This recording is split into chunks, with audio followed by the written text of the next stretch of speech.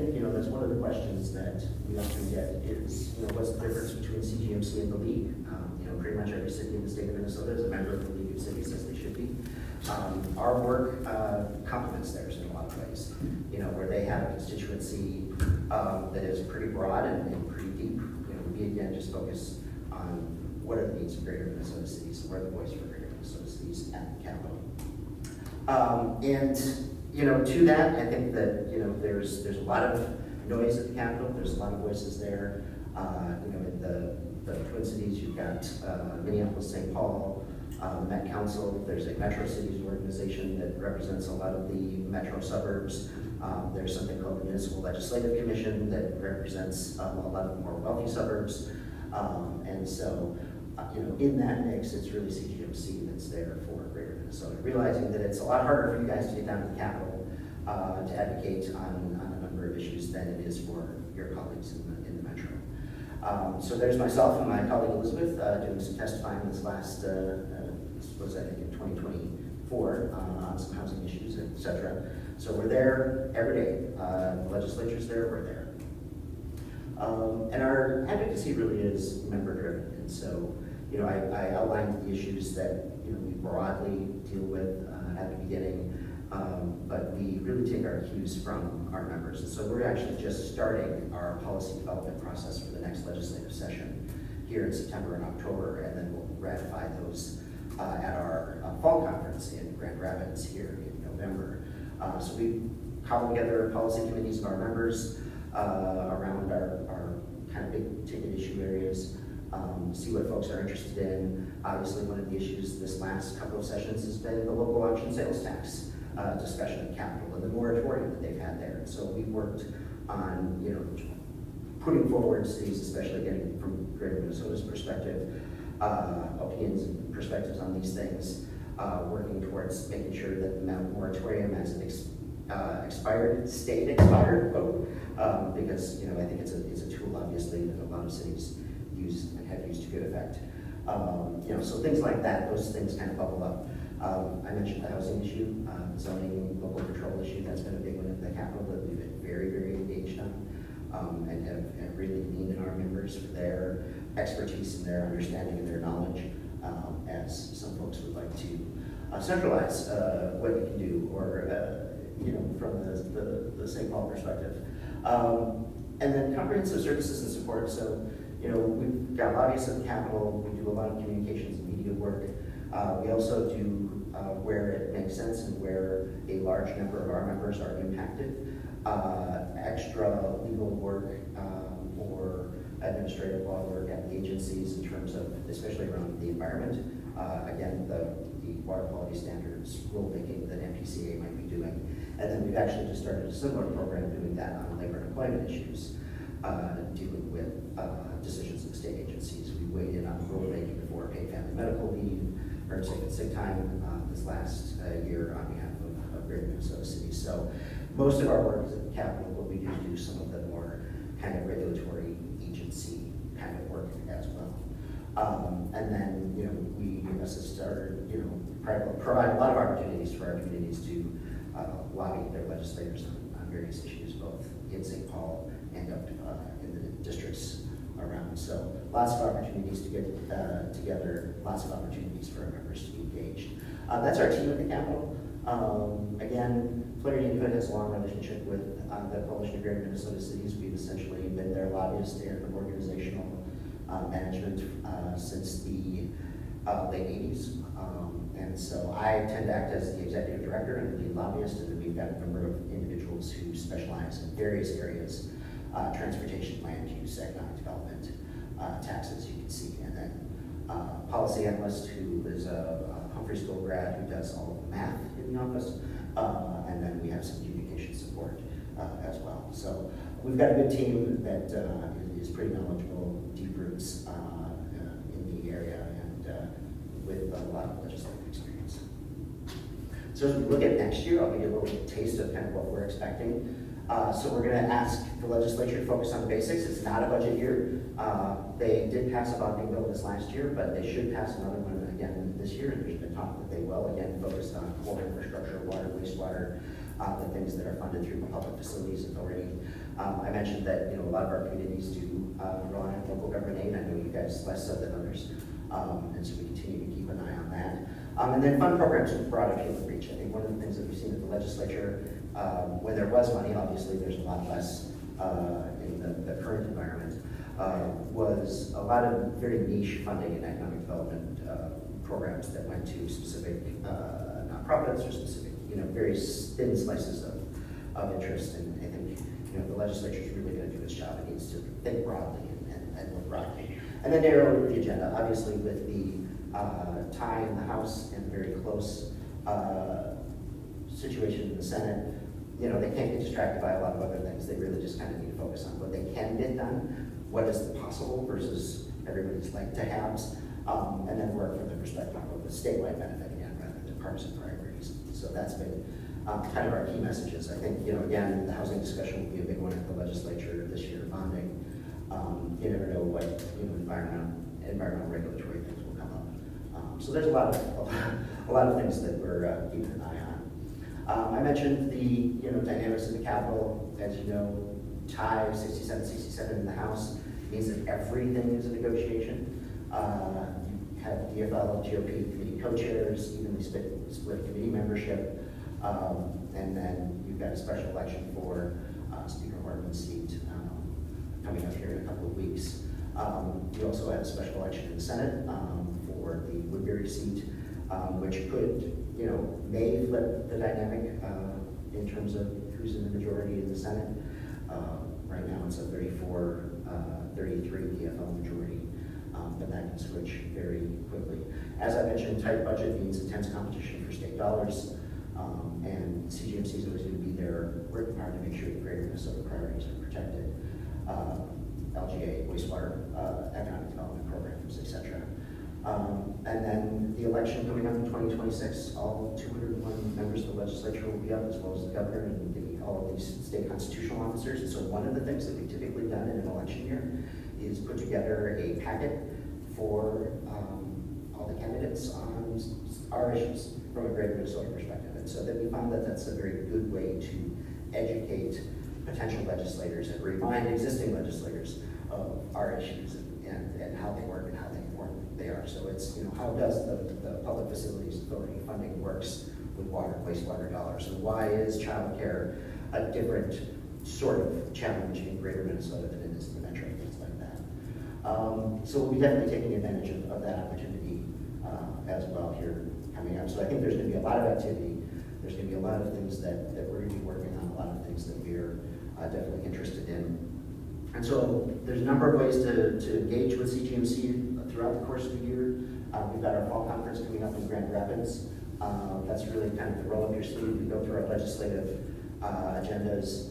We're going to be doing a session on paid family medical leave, which our labor and employment team at the firm has put together. They've put together a toolkit. They're going to be unveiling here for our members soon on how to navigate some of the paid family medical leave issues.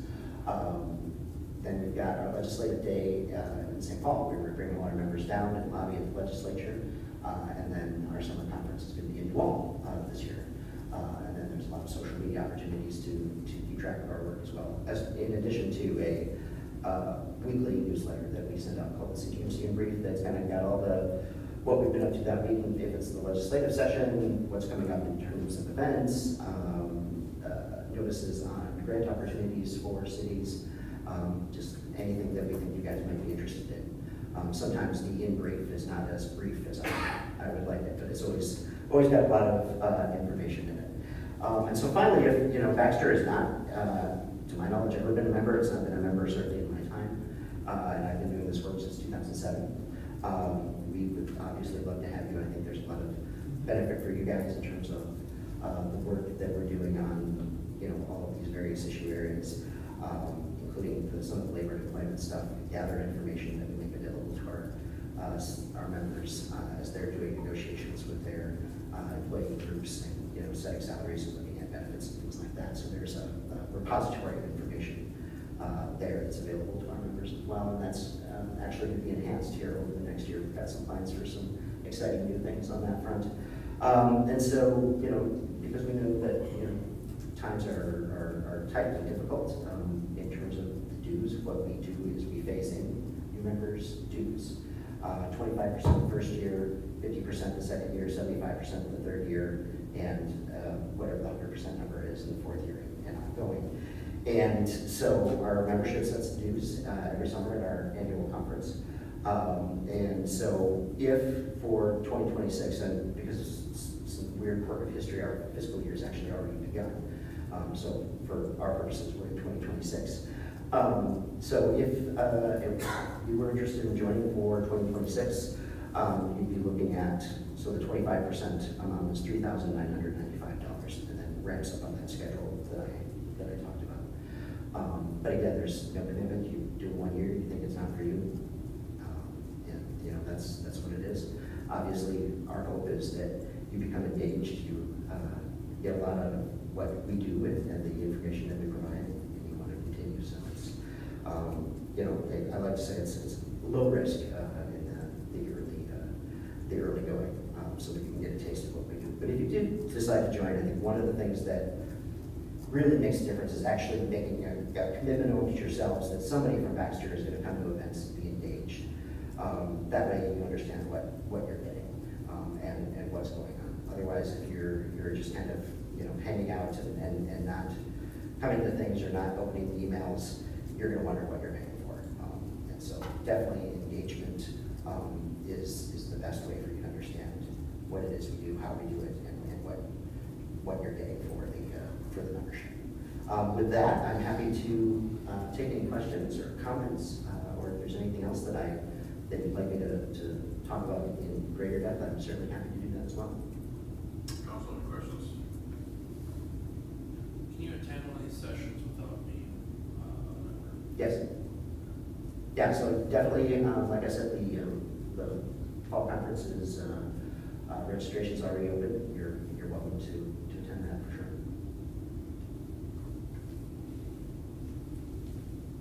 And if you did decide that you wanted to become a member, all we ask is that the council pass a resolution to that effect and send it our way, and then you'll start getting all the information included in all the emails, the outreach, and you'll also probably just be getting calls from us on like, well, we got this issue with the legislature. What's the Baxter take on it?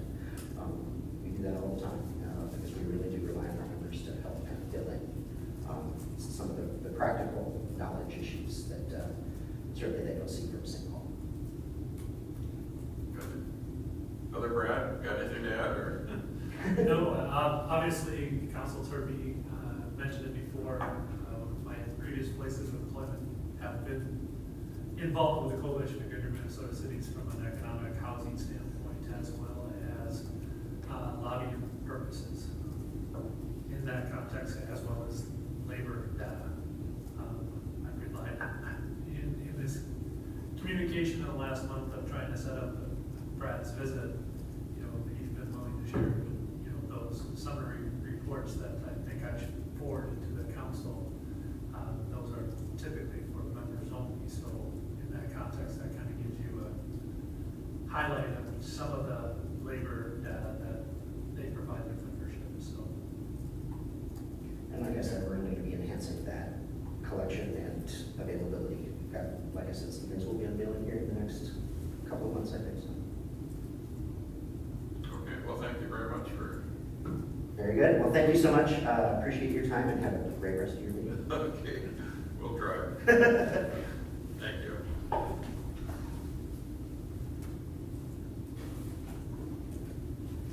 Brad, any additions or changes? there are none, Your Honor. Okay. Care to comment on anything? So we're at the consent agenda. In fact, we won't even do that. We'll just move right into the agenda. Number 2, approve the city council work session minutes from August 19th, 2025. Number 3, approve the city council minutes from August 19th, 2025. Number 4, approve the payment of bills and finance report. Number 5, approve the issuance of an off-sale 3.2 beer and tobacco licenses to Quick Trip Inc. for the period of October 1st, 2025 through June 30th, 2026. Number 6, accept a $100 donation to the Baxter Police K-9 program. Number 7, adopt resolution 2025-071, approving and authorizing the execution of a development agreement with Whitster Road LLC. Number 8, adopt resolution number 2025-072, declaring costs to be assessed and ordering preparation of proposed assessment for the 2025 design road and trunk highway 371 stormwater improvements project, municipal project number 4135. Number 9, adopt resolution number 2025-073 for the hearing. Proposed assessment for the 2025 design road and trunk highway 371 stormwater improvements project, municipal project number 4135. Number 11, adopt ordinance 2025-008, approving amendments to the city code to revise park regulations for city parks and to establish dog park regulations for the Baxter Dog Park. Number 11, approve ordinance 2025-010, approving amendment to the deer hunting ordinance. And number 12, approve the service agreement with North Risk Partners for healthcare consulting services and authorize the mayor to execute the said agreement. Motion to approve the consent agenda. Motion by Tabbitt. Second by Cross. Any further discussion? All in favor? Aye. Opposed, same sign. Just curious, did you get that culvert jacked out of the highway there? We are under the highway. Did you have any problems with it? There's a small dip in pavement on 371. Oh, dear God. Dealing with it. There's a void that's created around there. But yeah, it's under control and yeah, we think it's done settling, so it'll be okay. I got a kick out of one of the messages there that you wanted to do it at night, so there's less traffic to hammer the thing, whether we're trying to do it. I never thought about that, but. Oh, yeah, no, the night work is just to keep the pipe moving. Because if it sits for too long with the vibration of the traffic, it can kind of lock in place, like it was explained to Travis. Yeah. Pretty interesting. Cool process. That's a big one. Okay. Anything else we don't want to know, or? We'll move right on to council comments now. Just a couple. First of all, I always look forward to reading the Progress Edition in the Ringer Dispatch, and it affirms the growth that's taking place in Baxter, so it's always a nice reminder. And then to piggyback Mark's awareness of motorcycles with that season drawing to an end, it's such a good reminder to look out now for our school buses carrying our precious cargo. And of course, this week has been much darkened because of the murders that took place last week. And I know there's been a real strong call again and a reprieve to look at the assault style weapon ban. And I read that someone actually suggested if the state can't get it done, perhaps it should go to the city. And I know that that's a very hot button topic, but I would be very interested in having at least a discussion on what that might look like, or what it might, is it even a realistic possibility that it needs to end, something needs to be done. That's all. Okay, Zach. No comment tonight. Patrick. No comment. Mark. No comment. I got nothing. City administrator. Just a follow-up based on the work session. Jeremy in his presentation did show possible additional work session on the off week between now and the 16th. Is based on the conversation, is council comfortable with the directive that we would be focusing on the 16th rather than, was it the 9th?